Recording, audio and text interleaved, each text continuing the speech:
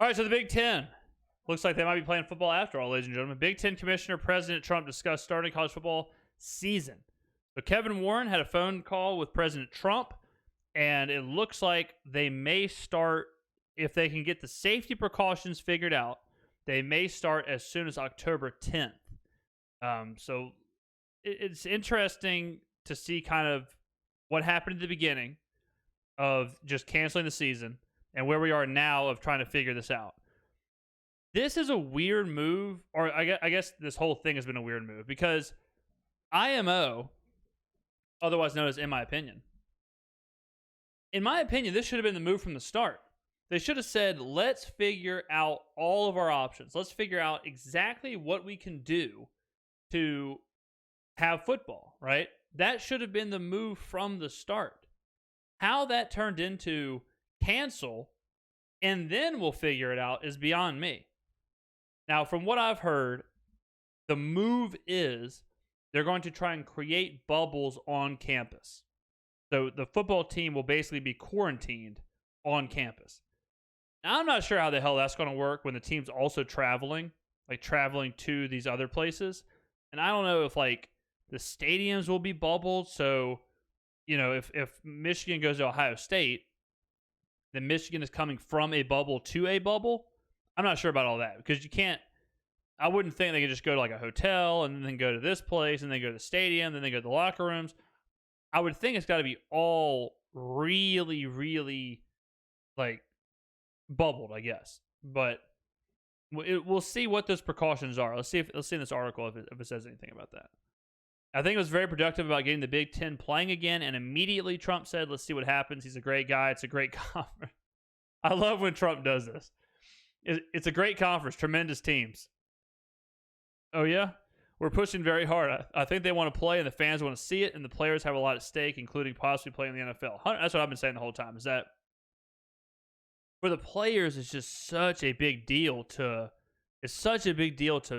miss the season. It's so hard for these players to take a step back. Just like we talked about with Joe Burrow. If Joe Burrow doesn't play his senior season because of a postponement or a delay because of COVID, he doesn't get drafted. Not just doesn't get drafted first overall, he doesn't get drafted at all. So it's how different is Joe Burrow's life if he doesn't get his senior season? How different is Joe Burrow's family's life? So for all these players, and I'm not saying every player in the Big Ten is Joe Burrow, but they could be.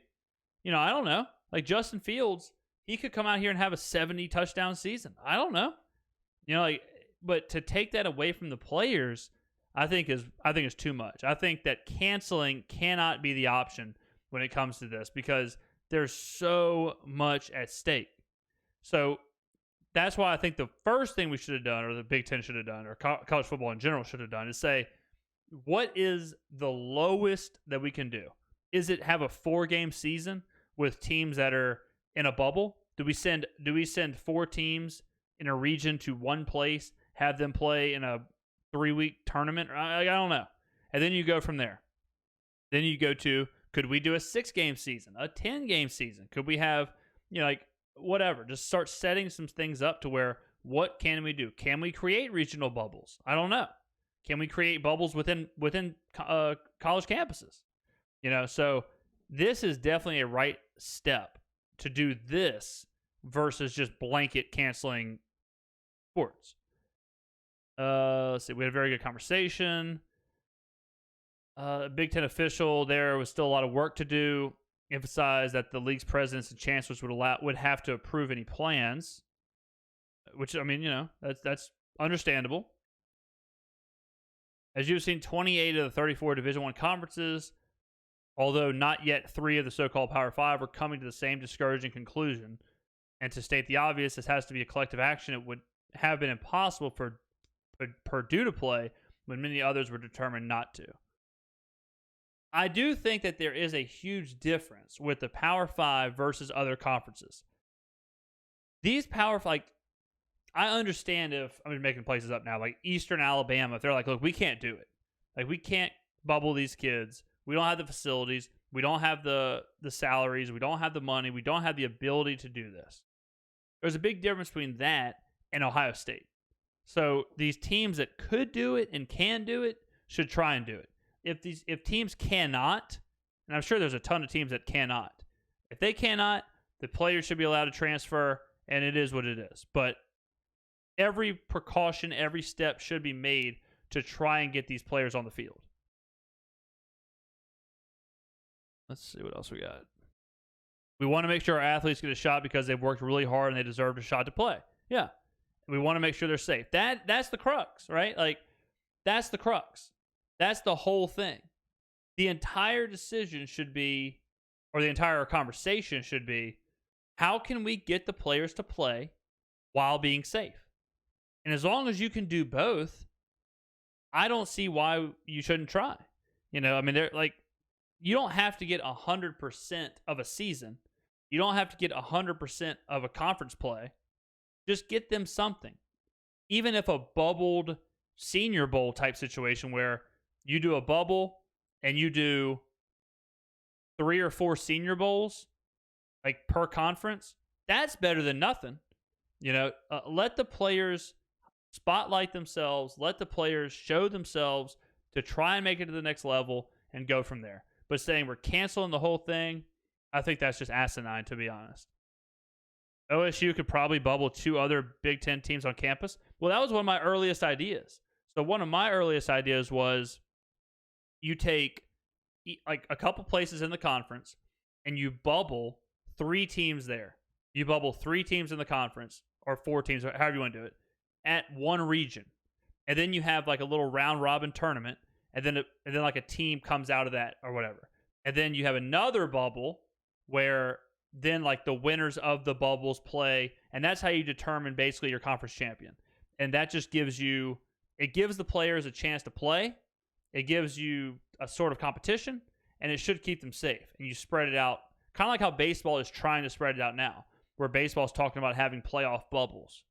That's what it should have been. You should have had multiple bubbles over the course of like 2 months and let the kids play.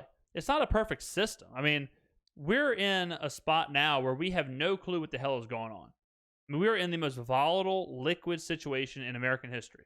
So no situation is perfect. But just because you can't get 100% perfect doesn't mean you shouldn't try to get as close as possible. And this is a way to get as close as possible. If you had Michigan play Michigan State 6 times in a row in a bubble, is that perfect? Hell no, it's not perfect.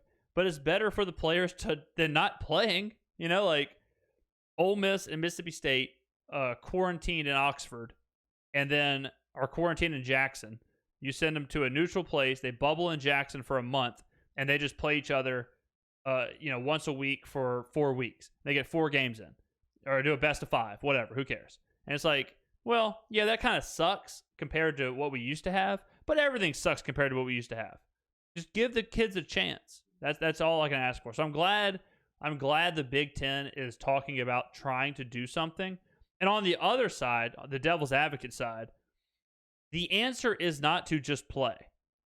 Like, the answer isn't let them play, let the kids play, do it how it normally would, have a regular season. That shit ain't gonna work. Okay? The people who are arguing, let's have a regular season, let's just do it how we normally would do it, they're not even trying to find a solution. And they're just as big of a problem as the people saying we should cancel. I don't think we should just flat out cancel this whole thing, but I also don't think we should just completely push forwards and say, let's just do it per usual. My big thing is we have already seen students at universities have hundreds of positive tests spreading it around. How is having the season stopping the spread? I just don't get their thought process. Well, and from what I understand, they're only doing this if they can do it like in a bubble.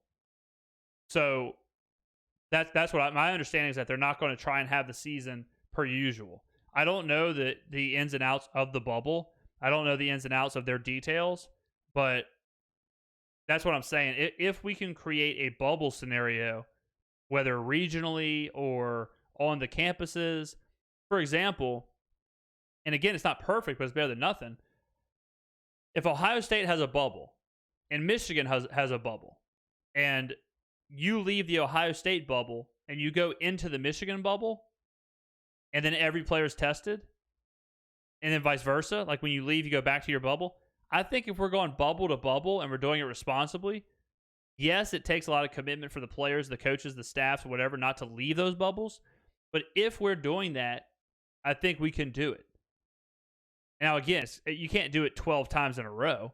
You can't do it 12 weeks in a row, just going from Michigan to Purdue to Michigan State to Ohio State to this place to that place, bubble to bubble to bubble to bubble. But if you kind of crunch it all down, I think there is wiggle room there. Now, I'm not a scientist, I'm not a doctor. I don't know what the actual official ruling will be. I don't know what the Big Ten is going to decide on, but I have a feeling it's going to be something like that. You know, I think it's going to be something.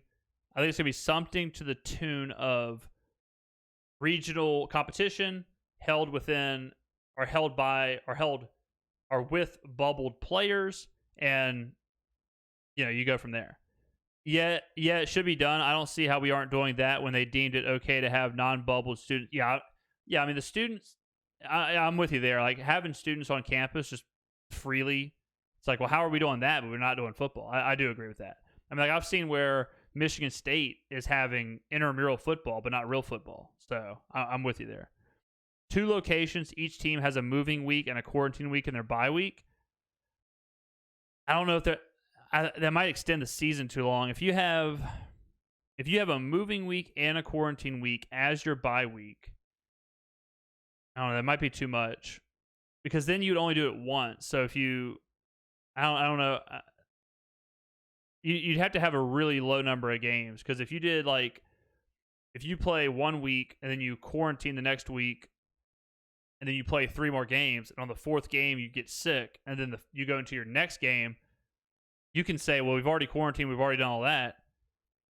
Like, once those are over, it doesn't protect the league once those are over, I guess, is my thing. You almost have to, whatever the precaution is, they have to do the precaution throughout the season.